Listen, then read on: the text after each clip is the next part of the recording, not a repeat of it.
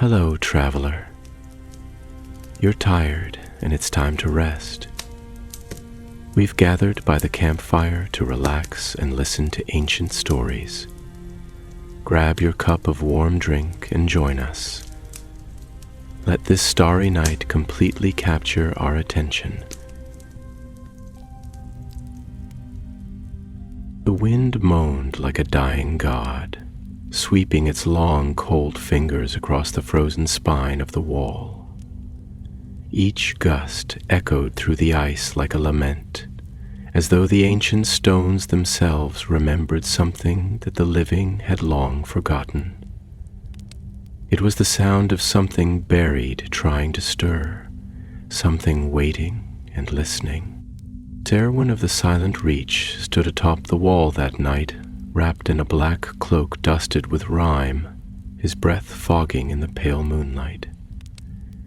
He was not a young man. His hair had thinned to silver, his knees ached when he climbed the long, narrow steps, and his hands trembled slightly when he laced his furs. But still he climbed. Every night, without fail, for there was a heaviness in the air these past weeks, a tension wound tighter than a drawn bowstring, and Serwyn, though he would never say it aloud, had begun to dream things, dreams of the dark star, falling endlessly through a sky not lit by moon or sun, only pierced by the cold eyes of something vast and unknowable. Dreams of the wall shattering, not from the north, where all men feared, but from within, as though the old stones themselves had grown weary of holding secrets. He did not speak of this, even to the other stewards, who whispered among themselves about the missing brothers, the strange lights in the forest, the ice that refused to melt in the hearths. There were always stories on the wall. But these were not stories. These were cracks in the world. He looked out beyond the wall, past the endless expanse of white, where the treetops of the haunted forest moved not with wind, but with memory. Beneath that ancient canopy were things that predated even the first men, things that knew the names of the stars before men gave names to themselves. Serwyn had always respected the stillness of that view, but tonight it was not still. Tonight the forest breathed. A raven cried out above, wings flashing like ink across the moon. Not one of the trained birds from the rookery, no message-tied parchment, no silver bell on its leg, just a raven, wild, solitary, old. Its cry pierced the night like a broken prayer. Serwyn watched it circle once, twice, then vanish into the night. He stepped away from the edge, hand resting on the frost-bitten stone, and as he did, the wall hummed. It was not a sound, not truly. More a sensation beneath his palm, a low vibration that ran deep like the growl of a sleeping beast. He snatched his hand back instinctively, heart pounding like a war drum, but the feeling was gone, as though it had never been there. He laughed under his breath, a shaky sound quickly swallowed by the wind. "You're getting old," he whispered to no one. "Old and full of ghosts." But as he descended the stairs, a part of him, the part shaped not by reason but by long-forgotten stories murmured beside dying fires, knew this was not age, nor madness. It was memory, and memory was beginning to stir. Below, Castle Black slumbered in uneasy silence. The fires in the mess hall had long since dimmed, casting tall shadows along the walls that seemed to move even when the wind held its breath. The few who still kept the night's vigil were wrapped in furs, half asleep on their feet, and said little to one another.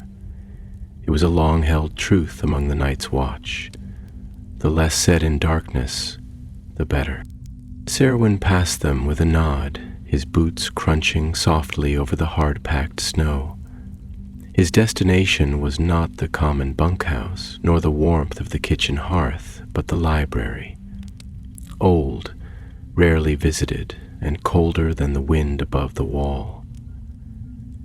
It was not comfort he sought, but knowledge. The door creaked open, groaning on rusted hinges. Inside, the air smelled of vellum, wax, and rot. The shelves sagged under the weight of forgotten truths, their spines lined with frost and dust. Serwyn lit a small lantern and made his way toward the back, where the oldest tomes lay, those not indexed, not scribed in maester's hand, but bound in rawhide and sealed with wax. He chose one at random. The cover bore no title, only a mark, an eye carved in black ink, weeping ice. His fingers hesitated before opening it. Something in him resisted, like a door in the soul cracking open just enough to let in a chill. The pages within were filled with script he could barely read, old Valerian or something older still. But one phrase appeared again and again, carved deep in the margins, as if the quill had trembled under the weight of the words. The wall remembers. He touched the phrase, tracing the frozen ink. A chill passed through his bones, and far below Castle Black, beneath the stone, beneath the ice, a heartbeat echoed. Once, then silence. Saren snapped the book shut and stood, suddenly breathless as though the shadows had grown heavier. The lantern flickered. Somewhere in the darkness, wood creaked, not with age, but with breath. He left the library with hurried steps, not daring to look back, and behind him, in the silence of the forgotten tomes, a whisper rose like mist. Come see. The raven returned the next morning. It perched atop the rookery and screamed until the sky itself seemed to ripple. There was no message on its leg. Only a shard of black glass clutched in its talons, a shard of obsidian, dragon glass, cold as death and wet with blood that had not yet frozen. When the maester found it, he made the sign of the seven and refused to speak of it again. But Serwyn took it in his hand and felt, for the briefest of moments, that the wall was not just stone. It was watching. And it was waking. The wall was not just a thing of stone and ice. Not to those who truly listened. Not to those who had stood their silent vigils long enough to understand that a structure raised to keep darkness out had also been built atop an older kind of darkness, the sort that did not need to move in the cold or howl in the wind to make its presence known. It simply was, and Serwyn had begun to feel it. Not in sudden flashes or spoken warnings, but in the slow, creeping certainty that comes to old men on the edge of sleep. The kind of knowing that cannot be reasoned with or explained. He felt it in the stone beneath his boots, in the breath of the wind that now hissed instead of howled. He saw it in the way the other brothers moved through the courtyard, as though the sky hung lower over them than before, as though the weight of their oaths had doubled without anyone daring to say why. The shard of dragon glass had not melted. Even by the fire, its black surface remained cold to the touch, as though it refused warmth on principle. Serwyn kept it wrapped in leather and tied to his belt, yet its chill bled through the layers of fur and cloth and skin, whispering against his hip like a forgotten promise. Others avoided it. Some crossed themselves when they saw it. The maester muttered about omens and ill dreams, but he dared not take it from him. Only Samwell Tarly, the plump and thoughtful steward with a mind full of books and a heart too soft for the black, had dared to approach him and ask questions. "Where did it come from?" Sam asked one morning, his voice quiet as falling snow. Serwyn looked at him, the lines around his eyes drawn deep like the grooves of an old tree. "The raven brought it." Sam frowned, brow creased. "But ravens don't carry stones. They don't bring things that bleed." Serwyn nodded slowly. "And yet, it did." They said no more after that, but Sam's eyes followed Serwyn for the rest of the day, and the following night he stayed inside, muttering to himself as he thumbed through his books. Serwyn watched the boy from afar. He liked him. There was gentleness in him, the kind that had no place on the wall, yet endured like a flower blooming through frost. But Serwyn knew better than to share what he truly suspected, for it was not something that could be explained with ink and parchment, nor wrapped in the logic of old tales.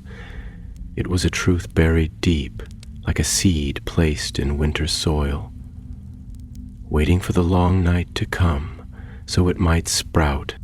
That evening, as the last fire in the mess hall dwindled to embers and the sound of wind gave way to the hush of snowfall, Serwyn descended into the depths of Castle Black.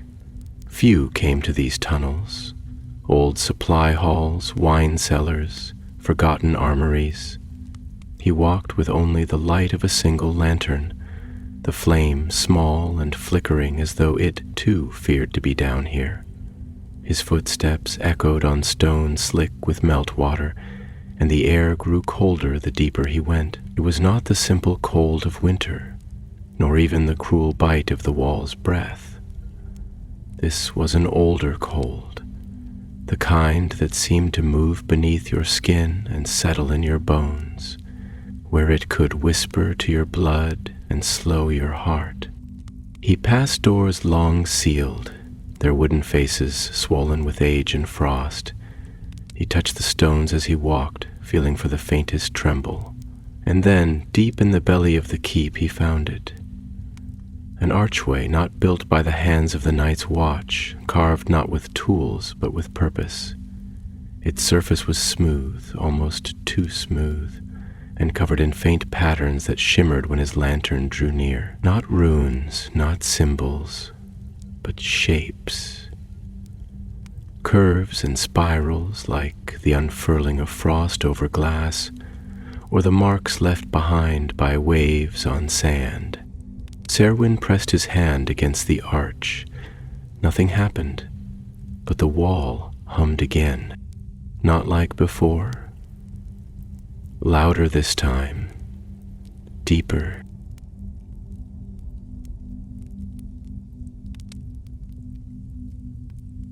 It moved through his palm like thunder rolling beneath the sea, and for a moment he saw something, not with his eyes, but with some other part of himself. He saw the wall not as a barrier, but as a living thing, a creature slumbering beneath a skin of stone and ice, vast and coiled around the bones of the world. Its breath moved slow and deep. Its eye, if eye it had, blinked open beneath 1,000 years of frost, and it was looking not outward, but inward. He stumbled back, heart hammering in his chest, and the lantern trembled in his grip. The vision faded like fog in the morning, and the stone was still again. But the feeling lingered, like the echo of a song you didn't know you remembered. When he returned to the surface, dawn was just beginning to stretch across the sky, pink and gold and pale with sleep. But Castle Black was no longer resting easy. 2 more men had vanished, one from the rookery, the other from the kennels. No sign, no blood, no tracks in the snow, just gone. And in the rookery, The black raven had returned. It perched above the empty perch where the missing man had last stood, and in its beak it held a strip of cloth, black, torn, stiff with frozen blood. That night Serwyn did not return to his bunk. He took the lantern and the dragon glass and descended again, deeper, farther, into the dark, and somewhere in the deep places of the wall something stirred. The deeper he went, the more time seemed to bleed from his awareness, like ink spilled into snow. Serwyn no longer counted his steps, nor kept track of the turns he took through the labyrinthine underbelly of Castle Black. The tunnels down here did not follow the architecture of the Watch. They were older, rougher, yet they bore a symmetry that defied simple excavation, a kind of deliberate geometry carved not by men with picks and shovels, but by something with purpose, with patience, with knowledge. The walls narrowed and expanded in strange rhythms, some barely allowing him to pass, others opening into vast vaulted chambers whose ceilings disappeared into shadow and whose air felt so ancient it might never have touched sky. He moved slowly, lantern held before him like a trembling star in the dark. The flame hissed faintly, as if protesting the cold that thickened with every step. It wasn't merely cold now. It was weight, pressure, a silence so profound it throbbed. It was like walking inside the lungs of the earth, each step a trespass, each breath a whisper against something vast and listening. And Serwyn, once a knight, once a man who spoke little and feared less, felt himself shrinking with each echoing footfall, not physically, but in the way a shadow retreats beneath moonlight. He felt the smallness of his breath, the fragility of his warmth. He had never known true silence until now, and it terrified him. The dragon glass shard at his side pulsed faintly, like a heartbeat just out of rhythm. It grew warmer as he passed through a narrow arch formed by interlocked stones that did not bear the marks of chisels. They had not been carved, they'd been grown. There was something organic in the way the stone curled and spiraled, as though it had bloomed rather than been quarried.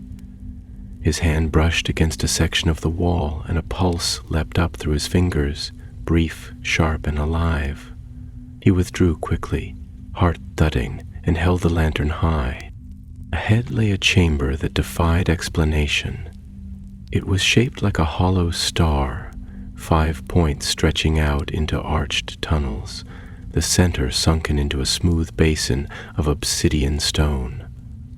The lantern light reflected back at him, bent and refracted in impossible ways, as though the stone were not solid but liquid frozen mid-measure.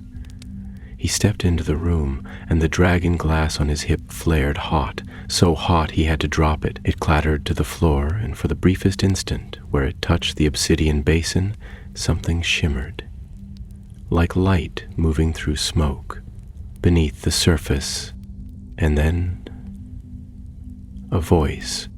It was not a sound in his ears, but a presence inside his thoughts. Cold, layered, immense. Not a word, but an invitation, a beckoning. Come closer, come see. Serwyn fell to his knees, not from pain or fear, but from the sheer pressure of the thing that filled the chamber. It had no shape, no name. It was not a god, nor a ghost, nor a creature of flesh. It was memory. It was the wall, and it was awake. Visions began to pour into him, not through his eyes, but into his bones. He saw a time before the wall, when the land was raw and thick with snow and silence. He saw men wrapped in furs and shadows, wielding blades of ice and fire, standing against a night that had no stars. He saw the first stones laid, not by men alone, but by others, tall and pale and silent, their eyes like moons, their thoughts like wind through bone. The wall was not a wall, but a seal, a lock, and like all locks, it had a key. Serwyn screamed, not aloud, but within, his body convulsed with the effort of containing something meant for no living thing. The wall was not merely built to keep out the things that moved in the dark. It was built to keep in something far worse, and it was weakening. With effort born of desperation, he crawled to the edge of the basin and seized the dragonglass. Its heat now bearable, its pulse steady. The visions receded, like waves drawn back into the sea, leaving him gasping on the cold stone, drenched in sweat that turned to frost across his brow. The chamber fell silent again, but the silence no longer pretended to be empty. It watched him, waited.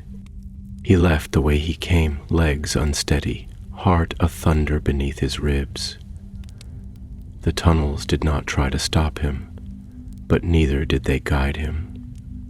He walked for what felt like days before the wind of the surface found him again, carrying with it the distant caw of crows and the crack of frost beneath boots. When he emerged from the cellar, the light of day blinded him, even through the snow-laced sky. The wall stood above, gleaming like a blade drawn against heaven, and Serwyn knew then with terrifying clarity, it had begun. In the days that followed, Castle Black grew quieter still. More men disappeared, never in the same place, never with sign of struggle. Ravens flew in confused patterns above the keep, cawing without cause, circling the rookery as if reluctant to leave. Samwell Tarly tried to confront him once, asking about the tunnels, the visions, the dragon glass. Serwyn told him nothing, not out of malice, but protection. Some truths were not meant to be spoken aloud. Some truths awakened when given shape. But at night, Serwyn would stand alone atop the wall, his cloak fluttering like a shadow cut free from its host.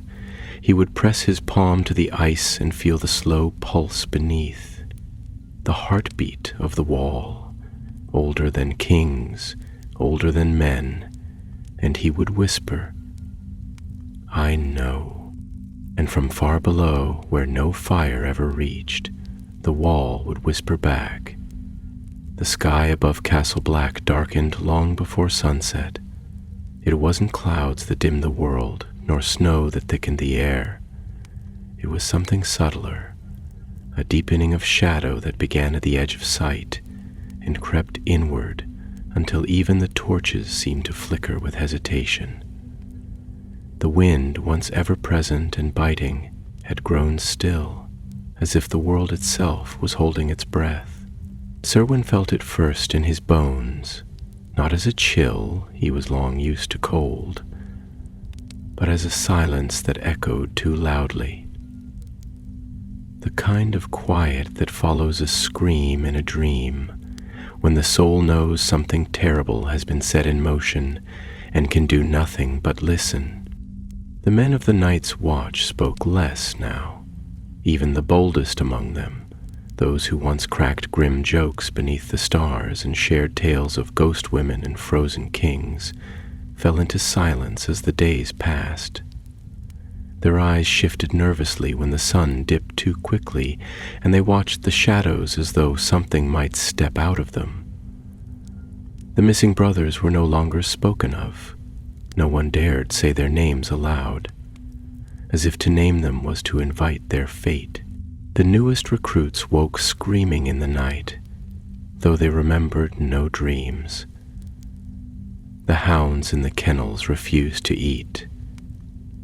The ravens grew silent, their black eyes glinting with the wary intelligence of creatures who knew what man could only guess. Only Samwell still spoke to Serwyn, though his words had taken on the tone of someone pleading with a drowning man. He had found references in old texts, legends of the wall that predated the Watch, stories of great cold locked beneath the earth and bound with runes forgotten even by the first men. He spoke of the five-pointed vault, of the obsidian basin, of the ancient builders who shaped the ice not with fire or steel but with memory and magic. It was never just a wall, Sam had whispered one night in the library, his hands shaking as he turned pages yellowed by centuries. It was a lid, a seal, and seals break, Serwyn. Seals always break. But Serwyn had already known. Each night he returned to the chamber beneath the keep. He no longer needed the lantern. The passage remembered him now. The walls pulsed faintly when he walked, like veins beneath skin. The air grew colder in greeting, and always at the heart of that hollow star, the basin awaited. Each time he approached it, the dragon glass flared. Each time the visions returned. They came like waves crashing against a cliff, overwhelming and relentless. He saw the wall being built, but not by men alone. He saw pale figures moving like whispers, hands weaving ice into stone, shaping runes with thought. He saw the long night descending, not as darkness alone, but as silence, a world where the stars flickered and vanished, where breath turned to ash. He saw something vast beneath the wall, a presence with no face, no name, but a weight of will so immense it bent the stones inward. It was imprisoned, not slain, bound by ice and oath and memory. And now the bonds were loosening. One night as he knelt beside the basin, a whisper came. Not in the voice of the wall this time, but in a language he did not know and yet somehow understood. It spoke of return, of awakening, of a gate not meant to be opened, sealed not just by stone, but by belief. The wall was not failing, it was being forgotten. And with every tale lost, with every name unspoken, with every child raised without knowing the old fears, the seal weakened. Serwyn wept, not for himself, but for the world above that had grown so proud, so sure of its safety, that it had stopped remembering the cost of peace. The fire had dimmed, the swords had rusted, and the night had waited, patient and certain. He began to write then, not reports, not orders, but warnings. He wrote in the old tongue where he could, and in the common tongue where he must. He recorded the visions, the whispers, the truths he had seen beneath the ice. He hid the scrolls in stone hollows, behind loose bricks, in cracks that only the wind would find. He carved warnings into the backs of shields, and beneath the seats in the mess hall, he whispered stories into the ears of sleeping recruits, hoping memory would root itself before the snow claimed them. One night he woke to find a mark burned into the wall above his bunk, a spiral of 5 points, just like the chamber below. It pulsed faintly with frost, and when he touched it, he heard a voice, his own voice, saying, "It is watching." Then came the night the stars went out. It began as a slow fade, first one, then another, until the sky was a blanket of ink. No moon, no light, just blackness so complete it felt like being buried alive. The men stumbled through the darkness, calling out for torches, for fire, for gods. But fire no longer burned, The hearths died in silence. The flames flickered, then vanished, smoke curling into nothing, and beneath it all the wall hummed like a drumbeat buried beneath layers of earth, slow, patient, inevitable. Serwyn stood atop the wall, hands gripping the frozen stone, and stared into the nothing beyond. No light, no stars, only cold. He did not pray. He did not speak, he listened, and from beneath the ice something listened back. The morning after the stars vanished was not a morning at all, for there was no dawn. The sky remained as it had been, featureless, black, pressing down with the weight of eternity.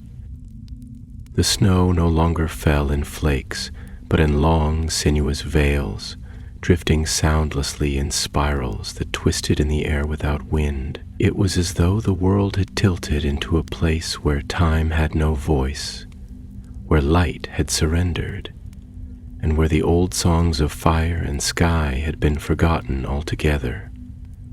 And in this unnatural hush, the men of the Night's Watch moved like shades of themselves, silent, shivering, their breath no longer steaming, their hearts no longer sure if they were still beating.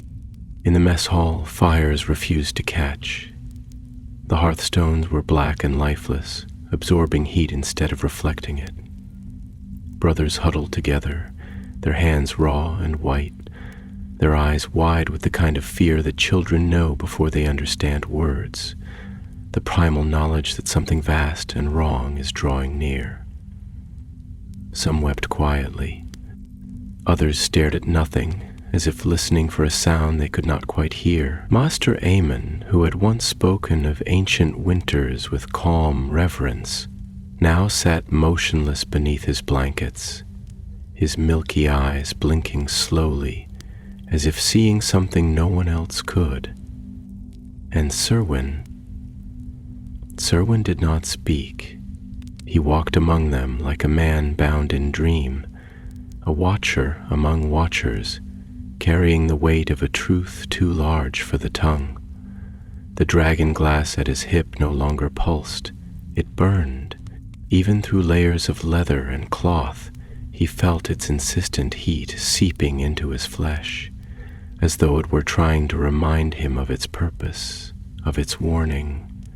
He did not sleep. He did not rest.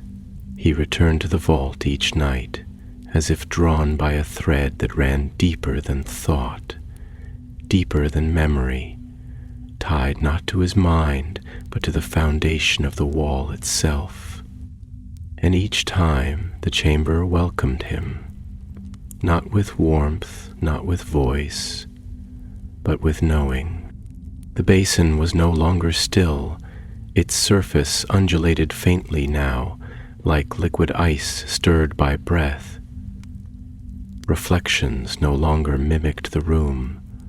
They twisted, mirrored things that had no match in the waking world. Pale figures with long limbs and mouths that opened not to speak, but to pour. Eyes that held no pupil, only shifting rings of blue, like frost patterns drawn across windows in the depths of winter. Once, he saw his own face reflected there, not as it was, but as it had once been, young and proud, with eyes full of purpose. Behind that reflection, another watched, tall, still, and cloaked in something that was not shadow, but the absence of light itself. "The wall is learning," the voice said once more, not in his ears, but in the marrow of his bones. "It is remembering what it was, what it held, what it must hold again." And then, like a blade driven into the snow, another truth pierced his mind.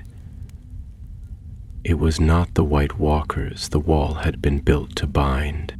They had been servants once, tools. They had been born of the great cold, not as kings, but as keys. The true prisoner was something else. Not dead, for death had no claim on it. Not alive, for breath had no meaning in its form. It had many names in many tongues, some whispered in old forests before trees bore leaves, some screamed in caves where no fire had ever burned. The first men had no word for it. The children had only a song of a god who fell from the sky before the sun was born, whose blood became ice, whose breath carved canyons, and whose voice made mountains weep. And it had not been destroyed, only buried, bound, forgotten, until now. Sir Wyn collapsed that night beside the basin, trembling not with cold but with revelation. He understood now why the dragon glass had been forged, why the wall had been raised so high, so thick, with spells woven into its heart like veins of fire. It had not been to stop armies. It had been to seal away a single unimaginable will. And that will was waking. When he returned above, the sky had begun to weep. Not rain, not snow, but something else. Flakes fell like ash, dry and weightless, hissing faintly where they touched stone. The very air seemed thinner, as if the sky had grown tired of breathing. The trees at the edge of the forest bowed low, their branches creaking with mournful tones. Animals were no longer seen, even the crows were gone. But something else was walking now. On the edge of the forest, figures moved, pale against the darkness, flickering between the trees like thoughts too fleeting to grasp. The men on watch refused to speak of them, but their eyes grew wild. One tried to flee the wall entirely, climbing down into the forest at dusk. He was never seen again. Another tried to kill himself with a boot knife, whispering of dreams where ice grew inside his skin, and his own voice turned against him. Sarwyn knew it was only beginning. He took no comfort in leadership. He spoke no orders, made no speeches. But the men began to follow him anyway. Perhaps it was the way he looked, weathered and unflinching, a man who walked into the dark without trembling. Or perhaps it was something else, something older, something that moved within him now like the pulse of the wall itself. The brothers whispered of him in hushed tones. Some said he had touched the heart of the wall, others that he no longer slept because he no longer dreamed. But none dared challenge him, for they too had begun to understand that this was no longer a post, no longer a fortress. It was a tomb. And the dead had begun to stir. There came a night when the ground itself began to groan. It began as a low murmur beneath the stone floors of Castle Black, a vibration so faint it might have been the echo of footsteps long past. But Serwyn heard it for what it was. A warning, not of what approached, but of what was within. The wall, once the silent sentinel, now exhaled with slow, seismic unease. The great stones in its base shifted ever so slightly, whispering to one another in tones older than human memory, as if remembering their purpose and regretting it. In the stillness of that eternal twilight, the great white barrier loomed not as a protector, but as a lid, trembling against the strain of what seethed beneath. The other brothers, brave and broken as they were, tried to make sense of the unnatural world growing colder around them. They clung to rituals, polishing swords, recounting names of kings long dead, sharpening arrows that would never fly. But each gesture became thinner with each passing day, like frost patterns vanishing beneath a touch. Food no longer tasted of anything. Wine turned bitter in the mouth. Sleep became a rare thing, and when it came, it brought no rest. Only dreams of endless dark, of teeth made of ice and eyes like hollow stars. Even Samuel, once the beating heart of warmth and reason among them, began to speak to himself in quiet circles, repeating lines from books he hadn't opened in weeks. The wall holds. The wall remembers. The wall holds. And yet Suin did not despair, not because he felt hope, but because despair was now irrelevant. He had crossed the threshold where such mortal weights had meaning. In the silence of the deep, where time itself faltered and thoughts moved like slow tides, he had glimpsed something truer than fear. The shape of the prison, the language of the binding. What stirred below the ice was not simply a creature, it was not death, nor darkness, nor winter-given form. It was memory. Old, unyielding, and had forgotten the world had forgotten it, and in that forgetting the first cracks had formed. That night, as Serwyn stood atop the wall with the dragon glass pulsing against his ribs like a second heart, he saw the forest move. Not the trees, no. They remained rigid, bowed in silent submission, but something moved within them. Shapes tall and thin gliding between the trunks without disturbing snow or shadow. They did not breathe. They did not blink. Their faces were pale masks, not of flesh, but of something colder, smoother, carved from the very essence of ice. They stood just beyond the threshold of torchlight, watching, waiting. Serwyn raised no alarm. He simply stared back, and in that still exchange, an unspoken truth passed between them. They were not the threat. They were the vanguard. The next day, the ice beneath the vault cracked. It did not shatter, not in the way glass breaks or stone splits. It sighed, a slow, mournful sound like the breath of the last tree in a dead forest, and within that sound was movement.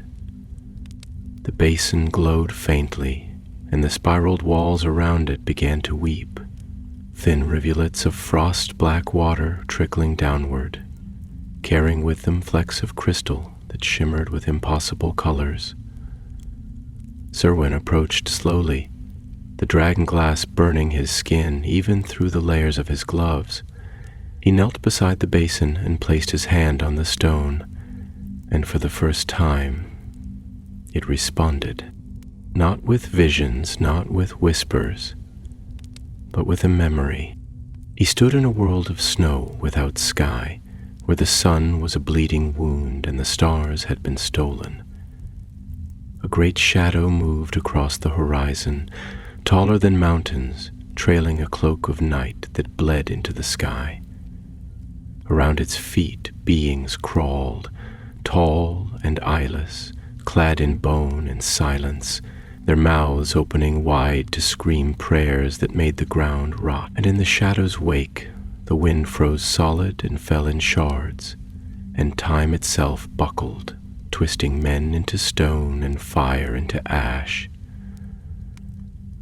Serwyn saw the last of the children of the forest, holding hands in a circle of root and flame, singing themselves into the earth as their final defense. He saw men bury their weapons in sacred ground and carve runes into the faces of their children to bind them to memory. He saw the wall being raised, not from stone alone, but from grief and fear and the last breath of a dying song. And then he saw the shadow open its eyes. He woke on the floor of the vault, the dragon glass seared into his hand, smoke rising from between his fingers. The basin had gone still again, but the air was different now. heavy, tensed, as though the very stone around him was holding its breath. Serwyn rose, slow and shaking, and whispered not to the wall but to the thing it held, "I see you." And the ice smiled. When he returned to the surface, he found the sky no brighter. The brothers had gathered in the yard, silent, wide-eyed, their weapons drawn but hanging limp in their hands. At the gate, the forest had come to them, not the trees. The watchers. They stood in ranks now, dozens, perhaps more, all staring, unmoving. They did not raise arms, they did not speak, but behind them, deeper in the woods, something vast stirred. Not seen, not fully heard, but felt. A tremor beneath the ribs, a ripple in the soul. And from that far, unseen place came a whisper, not in the wind, for there was no wind, but in the marrow of every living thing. Let me in. In that moment, frozen between breath and collapse, between the hush of watching eyes and the pressure of something ancient stirring beyond the veil, the wall was no longer a place. It was a being. A consciousness vast and slow, long bound and slowly rising, and Castle Black, perched atop this sleeping Leviathan, was but a tremble on its spine, a single flake atop an avalanche not yet loosed. The men standing in the yard below, huddled in their furs and gripping their swords with trembling fingers, were no longer guardians. They were relics, echoes, of a purpose long outpaced by the truth they had never truly known. The Night's Watch had been formed to defend against what moved in the wilds, yes, but only because they had forgotten what slept beneath their feet. Serwyn stood before them all, not with command, but with knowing. He bore no crown, wore no marks of rank, yet they turned to him, not because he offered hope, but because he offered understanding, and in that understanding a kind of terrible comfort. He did not lie to them, did not pretend that this was a threat they could overcome with steel and fire. Instead, he told them the truth, that the thing beneath the wall was not coming. It had always been here, that the watchers in the woods, tall and pale and cloaked in silence, were not the enemy, but the eyes of something that had no shape, no name, no need to rush. A force that did not hunger as wolves do, or rage like men. It remembered, and it waited, and now memory had begun to stir. He told them of the visions, of the vault of ice and the basin of obsidian, of the runes that glowed with buried sorrow, of the children who had sung themselves into the earth to hold the seal fast. He told them of the great darkness that had bled from the sky in the first age, before the counting of kings, before the shaping of language. He told them of the thing that had not died, because death was a mercy, and mercy had never been part of its nature. And he told them most of all that it had been bound not just by stone and spell, but by story. That as long as men remembered the purpose of the wall, as long as they spoke of the old fears by firelight, told their children of the long night, kept faith with the silence, it would sleep. But now the world had forgotten. The kingdoms had turned south. The children of lords played at swords in gardens, and the histories of the watch were recited like nursery rhymes, stripped of awe and fear. Even here, among the Black Brothers, memory had faded. The rituals had become empty. The names of the ancient builders, the singers, the binders, the ones who had heard the wall's first breath, were lost. And with every name forgotten, the seal had loosened, not by force, by neglect. He did not ask them to fight. He asked them to remember. And the men listened. They came to him in the dark hours, asking questions not of war, but of meaning. They spoke of dreams they had dismissed as madness, dreams of hands reaching through frost, of voices beneath the stone, of the wall weeping blood. They spoke of hearing their own names whispered on the wind, of waking with frost in their lungs and words in their mouths they did not understand. Serwyn listened. He answered only what needed answering. For much of it they already knew. They were remembering, and in the remembering they were reforging the seal, if only for a little while longer. But the watchers in the woods did not sleep, nor did the thing behind them. One night, though in truth day and night had long lost their distinction, Serwyn was awakened by a silence that was wrong, not the deep, thoughtful silence of the walls dreaming, but a silence filled with breathless expectation, like the moment before a bell tolls at a funeral. He rose from his cot, the dragging glass pressed tight against his palm, and climbed the stairs to the top of the wall. And there he saw it. Beyond the forest, beyond the pale watchers, a light had appeared. Not fire, not star. It pulsed, slow and blue like a dying heart trying to beat once more. It rose from the earth itself, casting long shadows through the trees, and from it came a sound. Not loud, but insistent. A resonance, like the deep chime of a bell struck beneath water. Each pulse of light sent a ripple through the snow, and the watchers, those tall, eyeless sentinels, bowed their heads in time with its rhythm. Behind him the wall shivered. He placed his hand upon the ice, and the stone beneath it breathed.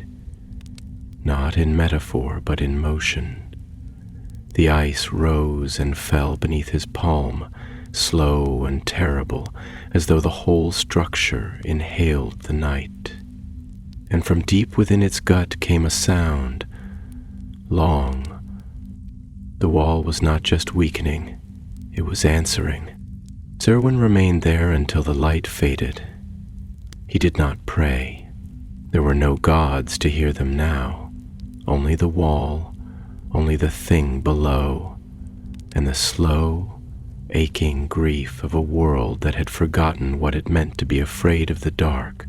By the time the pulse of that strange blue light had faded into the dark folds of the horizon, Serwyn knew in the hollow of his chest that something irreversible had occurred. It wasn't the kind of change that could be charted on a map or witnessed by the eye. No wall had fallen, no cry had echoed out across the snows, but something in the order of things had shifted. A line crossed that could never be uncrossed. The wall had not merely stirred, it had acknowledged. And to acknowledge was to respond, to recognize that the pressure below had grown too loud, too insistent to be ignored. It was no longer a matter of whether the seal would break, but when. The question that now loomed wasn't how to stop it, but how to meet it. In the days that followed, if time could still be measured in such a way, Castle Black became a place unlike any that had stood in Westeros since the breaking of the world. The remaining brothers did not flee, nor did they feign normalcy. Instead, they turned inward. They became monks rather than soldiers, dreamers rather than defenders. Rituals long abandoned were resurrected, not from books, but from memory. Half-remembered fragments that came to them in the stillness, in the flicker of flame and the weight of silence. They sang songs in forgotten tongues, their voices raw and uncertain, yet each note carried like a heartbeat across the stones. They painted symbols in soot and ash on the barracks doors, not to ward off what lay in the woods, but to remind themselves who they had once been. Serwyn walked among them like a revenant, present and solid, yet no longer truly with them. The visions had grown more intense, more demanding. Sleep offered no rest. It pulled him beneath the veil of frost into places where names were weapons and silence was a tongue. He saw the world as it had been before light had chosen a side, before the age of kings, before the shaping of the wall itself. He saw the beginning not of life, but of remembrance, and it changed him. In one vision he stood at the edge of a great chasm, deeper than night and filled not with earth or ice, but with threads of light that twisted and turned like thoughts without form. Across from him stood a figure cloaked in robes made of storm cloud and shadow, its face hidden by a mask of silver carved with the runes of loss. The figure spoke without sound, and yet Serwyn understood. It told him that the wall was not a prison, but a mirror, that what it held was not evil, but truth. A truth too vast, too consuming for the waking world to endure. The wall had been raised not to protect the world from a monster, but to protect the world from itself. What lay beneath was the sum of all things forgotten, cast aside, repressed. It was the memory of grief too deep to name, rage too vast to be voiced, sorrow so profound it had been buried beneath generations of stone and silence. It was every story that had ever ended in silence, every name lost in the dark, every song unfinished. And now, as memory returned, it stirred. When Serwyn awoke, he wept, not for fear, not even for sorrow, but for the understanding that humanity had sealed away its own reflection, and in forgetting it, had grown hollow. The great wars, the crowns, the cities, they had all been built on the bones of an understanding too terrifying to face. And now, that understanding was waking up. One morning, though no light marked its arrival, a group of the younger brothers came to Serwyn, asking not for protection, but for purpose. They had seen visions too, or perhaps merely felt the slow bleed of knowing that seeped from the stones, from the frost, from their own dreams. One of them, a boy not yet 17, had begun to speak in the old tongue in his sleep, a language he had never learned. Another had carved spirals into the walls of his chamber with bare fingers, his nails cracked and bleeding, but his eyes calm. They were changing, not into monsters, but into witnesses. Serwyn led them down into the vault, not to arm them with knowledge, but to share it. He no longer feared the basin. He knelt beside it like a priest before an altar, and when he placed his hand upon the stone, it accepted him fully. The chamber filled with light, not fire, but a kind of soft, pulsing frostlight that emanated from the basin and spread along the veins of crystal in the walls. The younger brothers gasped, but they did not flee. They stood in the light and wept, not from terror, but recognition. They saw what Serwyn had seen, the shaping of the seal, the fall of the silver god, the long song of mourning that had been woven into the bones of the world, and when they emerged, their eyes no longer searched for answers. They remembered. After that, something changed in the forest. The watchers who had stood silent and still for what felt like weeks began to move, not forward but in a circle, forming patterns in the snow, etching spirals into the earth with long, thin staffs carved from a wood that shimmered faintly even in the dark. They moved like dancers in a ritual older than fire, and the forest around them responded. Trees bent, not from wind, but in reverence. Snowflakes spun in place, suspended as if listening.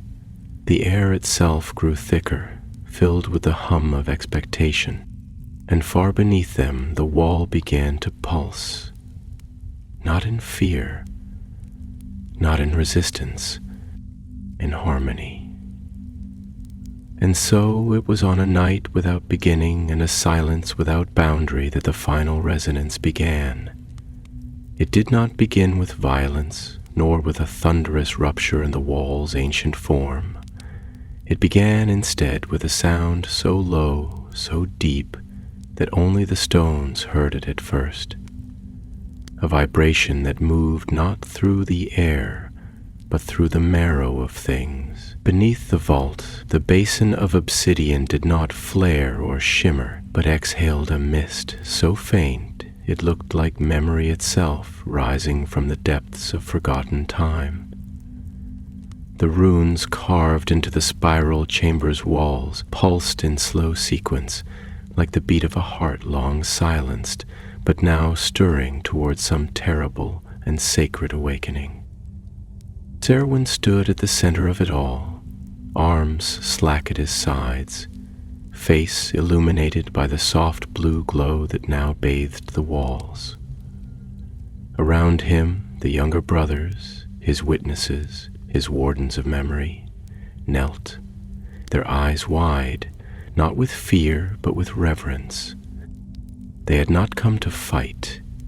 They had come to remember, and in remembering, to participate in the reweaving of a fabric that had frayed for 10,000 years. Their breaths were shallow, their chests rising and falling in unison, and each inhalation seemed to draw from the very ice itself, as though the wall no longer kept them out, but took them in.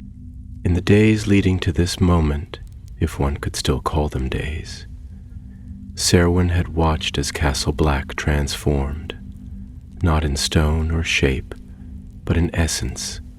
The old halls no longer echoed with boots or clinking cups, but with silence that was aware. The ravens returned, not in ones or twos, but in droves, dark wings filling the sky, spiraling endlessly above the tower as if caught in a dream too vast to wake from. They did not caw, they did not descend. They simply circled, their black feathers catching light from a sunless sky, and the watchers in the wood no longer hid. They crossed the threshold of the tree line and came to the wall. They did not scale it. They stood before it in perfect stillness, as if waiting for a door that was not made of stone or wood to open. Some bore staves etched with the same runes that had begun to awaken beneath the keep. Others carried nothing, their arms long and pale, their faces unreadable beneath the shifting frost that coated their skin like lacquer. And behind them, something moved. Not a form, not a creature, but a presence. One so vast it bent the wind and bowed the clouds. It had no eyes, no mouth, no voice, and yet every soul at Castle Black felt its attention. It did not press upon them like an enemy might, but washed over them like the tide, testing the shore. There was no hatred in it, no malevolence, only recognition, the way the ocean might recognize a drop of its own water, returned after an age spent lost among the hills. Serwyn descended the steps alone that final night, the dragon glass no longer at his side but buried in the snow atop the wall, its duty fulfilled. It had been a key once, a shard of what had been, but it was not what would be. In his hand he carried nothing, not weapon, not torch, not scroll, only the understanding that he was no longer a man, not in the way men knew themselves. He was not a prophet, nor a savior. He was simply the one who remembered. The first to return to the threshold, not to bar the gate, but to meet the memory that waited beyond it. He walked barefoot across the ice, The ground did not burn or bite. It welcomed. Each step echoed, not in sound but in light, small ripples of blue blooming beneath his feet, marking his path across the frost. The watchers parted as he came, forming a corridor of silence that led not into the forest, but into the shadow between the trees, where the sky had folded inward and the stars had become still. He did not look back, not because he lacked longing, but because he no longer needed it. Everything he had loved, everyone he had mourned, all the songs unsung and stories untold, they lived within him now, not as burdens, but as gifts. For this was not the end of the world. It was the beginning of its memory. As he passed the last of the watchers, they bowed, not deeply, but with a stillness so complete it stilled the air. And when Serwyn stepped beyond the final tree, the wall groaned, not in collapse, but in release. The seal was broken, yes, but not shattered. It was opened, like a great eye slowly lifting its lid, like a mouth remembering the first name it had ever spoken. And in that moment, across the world, things changed. Children awoke from dreams they could not understand and wept without knowing why. The old trees sang songs they had not whispered since before fire. The maesters in their towers paused mid-sentence and forgot what they had meant to write. And far to the south, in the still halls of crumbling keeps, the dead stirred, not in violence, but in recognition, for they too had been forgotten, and now they were being remembered. Serwyn did not return to Castle Black. His form passed from the sight of men, but his memory did not. In the days that followed, if they could still be called days, the remaining brothers of the Night's Watch stood upon the wall and looked not outward, but inward. They no longer waited for the enemy. They listened for the song. And when it came, carried on wind and silence, they sang with it, not in defiance, but in harmony. And the wall, ancient and breathing, sang back long after Serwyn had passed beyond the threshold, into that unknowable region where memory took form and silence spoke with the gravity of time itself. The wall remained. It did not fall as some might have expected. It did not crack or splinter or rise in rebellion. No, it stood, as it always had, but it was no longer merely stone and spell and the whispered strength of ancient oaths. It had become something else, something more, an echo that remembered its own song, a sentinel that did not just watch, but understood. The men who remained at Castle Black came to understand this not through spectacle, but through subtlety. The cold felt different now, less like a threat, more like an embrace. The wind no longer howled, but hummed, and in the deep hours of what might once have been night, a glow would spread faintly across the wall's surface, not enough to light a path, but enough to suggest that the wall itself dreamed. The changes were not dramatic. They were reverent. The watchers in the woods remained, no longer guardians at the border, but pilgrims before a shrine. They no longer moved with tension or purpose, but with the rhythm of stillness, as if they too were waiting for something they could not name but had already accepted. The brothers of the Night's Watch learned to live in this new rhythm, not as warriors, not as jailers, but as keepers. They tended the vault below with quiet hands, cleaned the frost from the spiral stones, kept watch over the basin that no longer shimmered, but breathed with a pulse softer than snow. They lit no fires, they sharpened no swords. Instead, They gathered each evening and told stories, stories of things they had seen, of dreams they had shared, of voices heard not in ears but in hearts. They passed these stories not in tomes or scrolls, but in song, in whisper, in repetition. For they understood now that remembering was not just an act of the mind, but of the world, that the forgetting had been the great sin, and the remembering the redemption.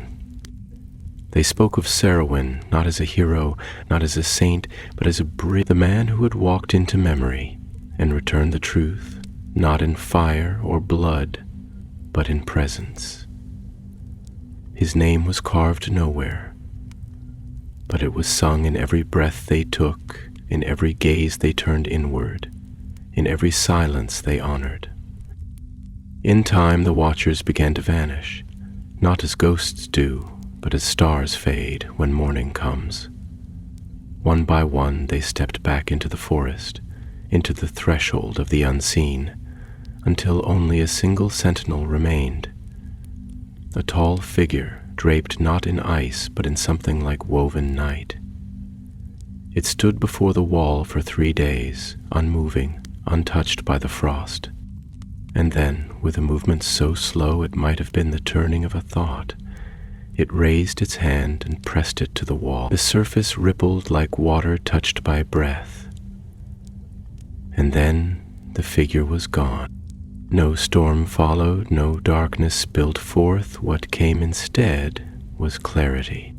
The sky changed, not by color, but by feeling.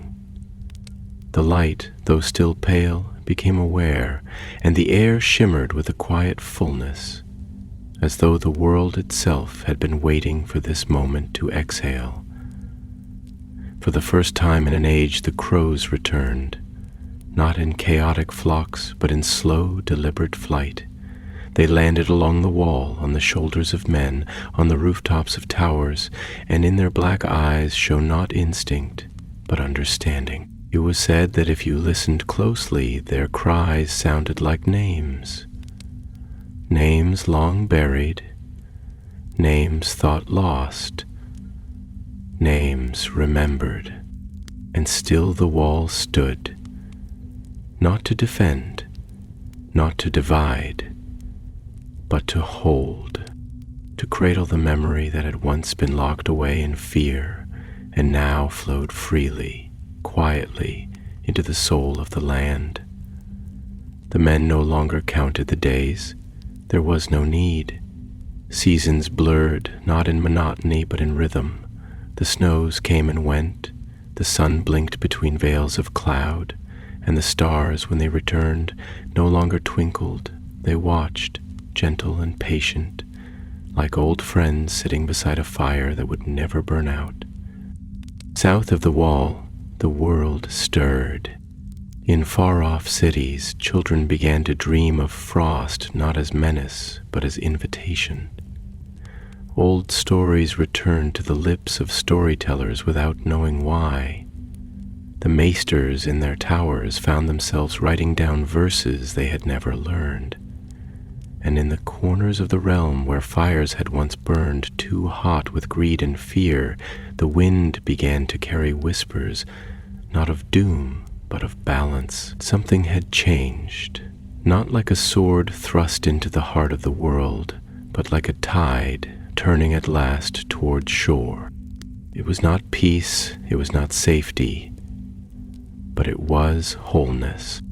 And the wall, great and old, lived on, not in stone alone, but in story, and in the fullness of that new silence, the kind not born of emptiness but of reverence, the wall sang, not with sound as we know it, but with memory, with resonance, with the harmonic breath of a world that had finally begun to acknowledge all its shadows as part of its light. No horn was blown, no banner unfurled, no chorus rose from the keep. Instead, the song moved quietly, deeply, within the stones, within the soil, within the hearts of those who remained. It was not an anthem of victory, for nothing had been conquered, nor was it an elegy, for nothing had truly died. It was the song of balance rediscovered, the sigh of a great truth brought back from beneath centuries of forgetfulness. The brothers of the night's watch, those few who still lingered in black to cease to think of themselves as watchers against what lay beyond. They began to see themselves as keepers of what lay within. Their vigil did not end, but transformed. They stood not to repel, but to witness, not to bar passage, but to preserve the sacred space where memory breathed. They no longer sent ravens nor received them. What needed to be known would find its way through other means, through dream, through wind, through the gentle shifting of ice on stone. And in the deepest vault of Castle Black, beneath the chamber of spirals and frostlight, something new had taken root. It was not fire, nor stone, nor any relic of man's making. It was a tree, small, pale as snow, its bark smooth and luminous, its branches reaching not upward but outward, as though it remembered a sky no longer visible. It grew not from soil, but from the very heart of the ice, and though it bore no leaves, each branch shimmered faintly with tiny points of blue quite light, like stars given form. It had not been planted. It had emerged, and those who stood in its presence did not question its meaning. They knew. It was not a tree of life, nor of death. It was a tree of remembrance. To sit beside it was to feel, not in the soft way of nostalgia, but in the searing clarity of truth made whole. Beneath its boughs one could remember not only the stories of their people, but the very shape of griefs that had once been too heavy to carry. Faces long lost would shimmer in the air like breath in winter, and names thought forgotten would rise in silence and settle like snow upon the soul. And in this there was healing, not by erasing the pain, but by embracing it as part of the whole. Serwyn had not returned, not in the way one returns from a journey, not with feet upon stone or eyes seeking kin, but his presence was undeniable. Sometimes, when a brother stood alone upon the wall and whispered a question into the dark, the answer would come, not as voice, but as knowing. Sometimes, when dreams turned sour and a man began to slip into that cold, wordless place of fear, a warmth would stir in the bones of the keep, and the dream would change. And when the tree bloomed, for it did bloom, rarely and without warning, it bore no fruit, but small, translucent leaves that whispered as they fell. And in that whisper, many heard his name, not shouted, not chanted, but sung, gently like a lullaby. The wall endured not because it had to, but because it chose to, and far beyond, in the lands of men, life unfolded. Kings rose and fell, wars were waged, and peace was brokered in halls of stone and parchment, and through it all the wall remained, no longer as a relic of fear, but as a sacred edge where the known and unknown met and touched and did not recoil. Travelers who ventured near in later ages would speak of it in hushed tones, not with dread, but with awe. They would find no guards, no sentries, no challenge, only stillness, only silence, only snow and stone and sky, vast and unbroken. And if they listened, truly listened, they might hear something beneath the wind, a faint hum, steady and warm, like the voice of a mother singing her child to sleep. In time, the tree became legend, the wall became myth. The story of Serwyn and of the night when the wall remembered became a tale passed down not as warning, but as wisdom. It was told to those who had lost something precious, to those who carried a silence too heavy to speak. It was told to children, beneath quilts of wool, beside hearths that burned low, where shadows danced like old spirits on the walls. And it ended, always, with a truth that needed no embellishment. There is no forgetting that lasts forever. The world, like the wall, always remembers, and in that memory, there is peace.